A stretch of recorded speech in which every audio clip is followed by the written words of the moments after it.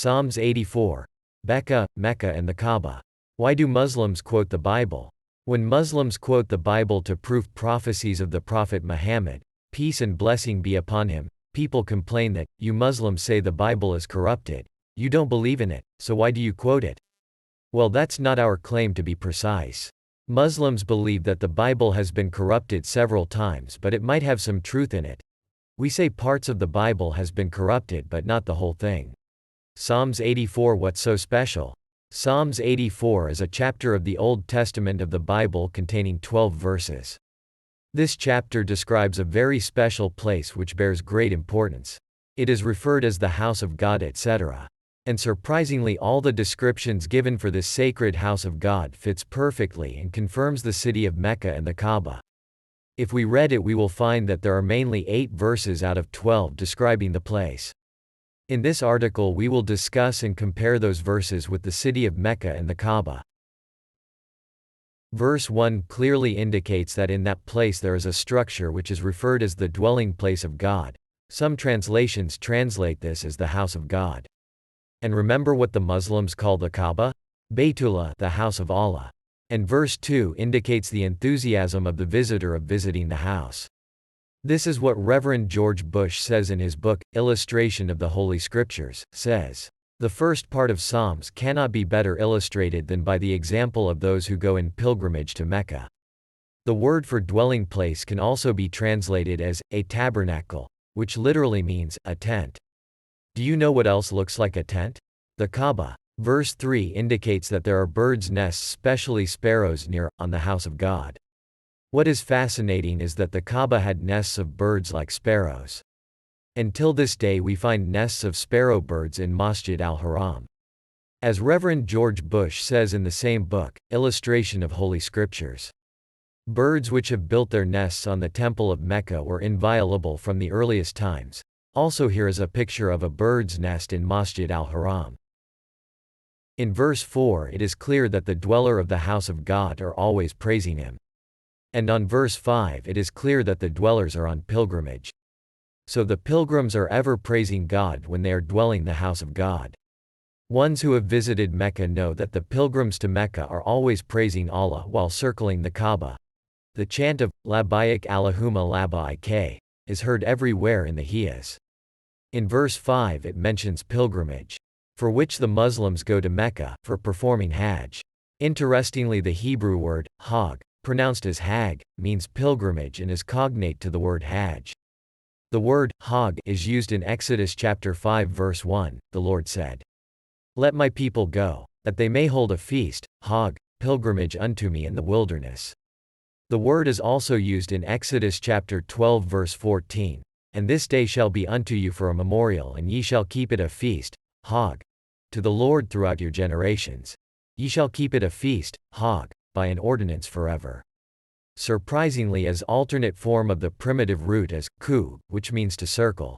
And know what the Muslims, when they perform Hajj, they always praise God and circle round the Kaaba. First in verse 5 it mentioned the pilgrimage.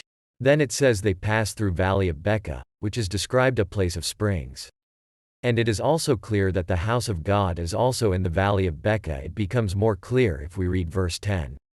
The house of God and the valley are linked. And also passing the valley they reach Zion.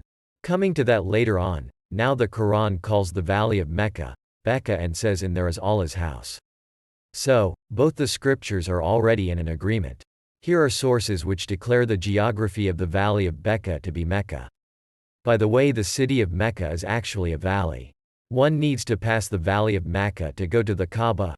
Reverend George Bush links Becca with the Arabs in his book Illustration of Holy Scriptures by saying, Becca means a kind of large shrub which the Arabs likewise call Becca.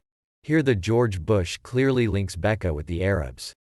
Also, the Cambridge Bible for Schools and Colleges commentary declares the geography of Becca to be Mecca. This is what the Jewish Encyclopedia, Volume 2 page 415, says regarding the valley of Becca, that it signifies a valley which lacks water. Then later on it says, the word, Becca, is from Arabian, Bacchus.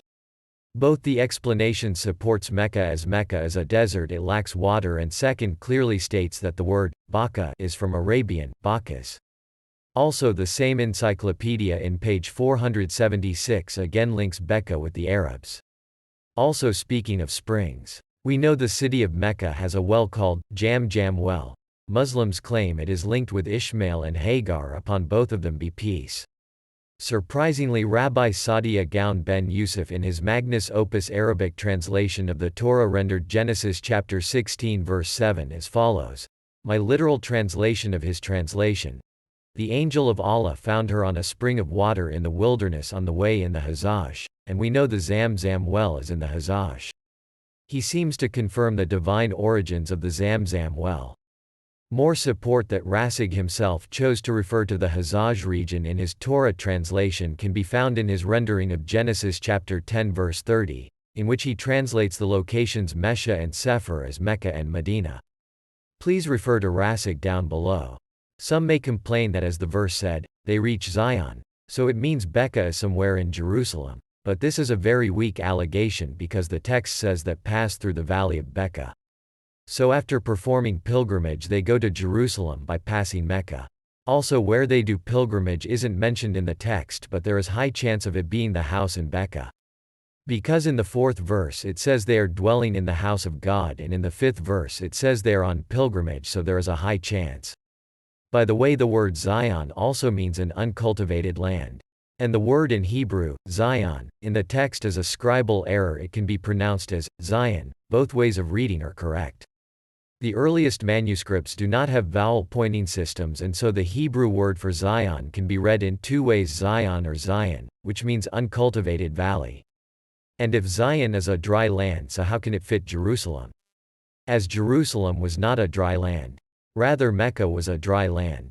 And this reading also corresponds with a verse from the Quran calling the area of the house of God an uncultivated valley. Quran 14:37. So, if we read it as uncultivated valley, then the verse reads, go from strength to strength till each appears before God in an uncultivated valley. In verse 10, interestingly, we have a hadith from the Prophet, which clearly supports this verse. So we can see the virtue as the same. So in conclusion, we can see how perfectly the narrative of the Kaaba fits with the narrative of Psalms 84. Just ask a question to yourself. What other place can it be?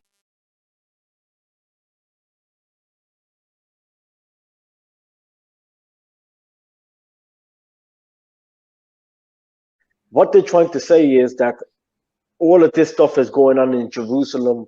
It's not happening in the Valley of Becca. What they normally do is emphasize this. Now you see this part where it says passing through the Valley of Becca. They're trying to use that part to say that they're just going through Becca, but they're intending to go to Jerusalem. So everything you're on about the courtyards, everything's in Jerusalem. Now they've got an issue because there's an Aramaic version of this psalm, and in the Aramaic psalm it says, passing through the Valley of Becca, they make it a dwelling place, and blessings cover the lawgiver. So not only are they passing the Valley of Becca, they make the Valley of Becca a dwelling place. And in this place, I believe off the top of my head, it says in the Aramaic, and here blessings shall cover the lawgiver.